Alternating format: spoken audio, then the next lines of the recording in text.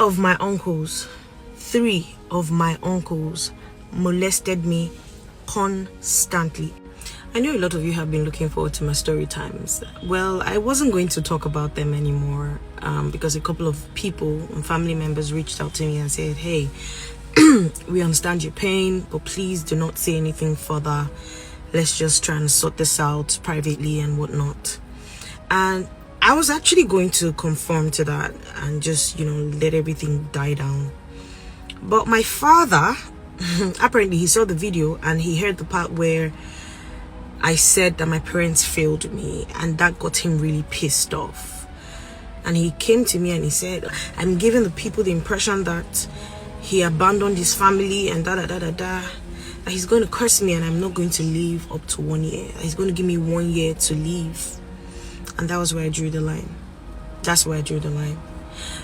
So I'm going to be telling you stories, and over time you can now tell me if my statement was wrong. You see, one thing I don't conform to anymore is silence, because I realized that the society has made us feel like we shouldn't talk about our experiences, especially the ones they tag shameful. But I also have noticed that in silence you keep enabling. So if more people come out to talk about their experiences, especially those ones that are done to people by their family members, and you know how they will come out to say, oh, don't wash your family linen outside, don't bring family matters to the public, sort it out privately, and all those trash that they say. I used to share similar thoughts, but not anymore. I'm going to be talking. I'm going to be trauma dumping, because you know why? I'm already tagged the black sheep of the family. I'm already the problematic child. I've always been anyway, so it's not new to me. It's not new to me, but now I'm going to own it. You know what I'm saying? Yeah, I'm going to own it. I'm the first of three. I have an immediate younger brother who's 2 years younger than me, which is the one I came to talk about. And then I have a sister who's the last born. She's almost 10 years younger than I am. And so for the longest time before she came into the world, it was just my brother and I. I'm from a typical Igbo home. And I say typical because it's like a norm, which annoys me, by the way. This whole patriarchy nonsense. But anyhow, my parents would not let me go out to play like a normal child. They will lock me in the house, or they will say, oh, you're a girl, you shouldn't be doing this or doing that. But they will let my brother go and play football. There was a lot of favorism, or whatever the word is pronounced as. They would, what the hell was that? They will let my brother go and play, hang out with friends, have his friends come over and all of those things. But for me, I was very restricted. I was such a restricted child. The only thing I was allowed to do was go to school, church. At the time I joined Scouts, they would let me go for Scout meetings and stuff like that. It was even a hassle for them to let me join Scouts. But anyway, that's story for another day. Now, where my trauma started. I was a very opinionated child. I was very daring, very somewhat stubborn, but not stubborn in a way that was out of the world, just not your regular kid. My parents did not know how to handle a child like me. They just thought it was witchcraft. They thought I was possessed. They tagged me possessed. They would take me for deliverance and all of those things. I'm a creative. My mind did not function the way a normal child or a child my age would function. So for that reason, I became a child of a particular concern. I was a child who lied a lot. I lied a lot out of fear. I realized that each time I told the truth, I'll get beaten. But when I lie, I escape being beaten. So over time, I gravitated towards telling lies than the truth, because I know that if I tell the truth, I'll get beaten anyway. So what's the point of telling the truth? My dad used to beat me like a criminal. There was a particular brown couch that was my beating spot.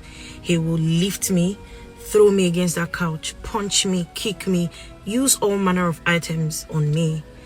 My dad beat me like he hated me, and this went on for a while. At every slightest provocation, my dad would beat the shit out of me. We lived in a very massive house. It was a house so big that when you speak, it echoes, right? And so they had so many family members coming into the house. They accommodated a lot of people. And it is in this accommodation that they brought in different family members that molested me.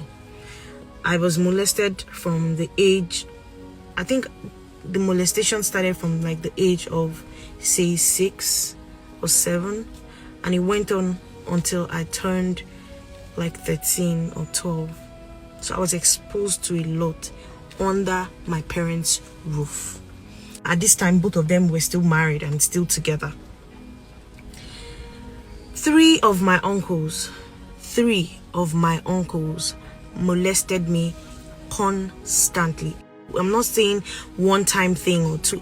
It was constant because 2 of them amongst these 3 lived with us at different times. So it was something that happened, and my parents, they trusted these people.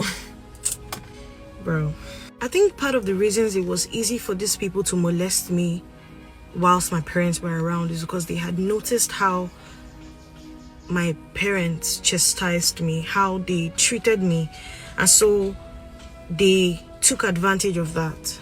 And my parents also were not the kind of people I could run to express my pain or even to tell them what I was going through, because I didn't think they were going to believe me. I didn't think they were going to take sides with me. It was that kind of household for me. My parents never told any of us that they love us. It never happened. To say, oh, I love you guys, never happened. Not my mom, not my dad. Whilst we were growing up, it never happened. My dad is a staunch Catholic and a charismatic member for that matter. And I remember I had witnessed him do something that was absolutely absurd. Like, I was so disappointed, so irritated. I was young. In this time, I was not even I'm not sure I was up to 10. But I had witnessed this thing and it stuck with me. And so I started to grow hatred towards my dad, because I'm like, you outside, everybody sees you as a holy man, as a, and you do this. I was young, so I couldn't confront him, but my actions towards him, it showed. I was always irritated by his presence, and it went on for a bit. As a mother, as a father, as a family people, like people that have children, please know the kind of people you always brought into your family to stay with you. Don't say that this person is my family, this person is really we are related, that you kind of be free with that person. No.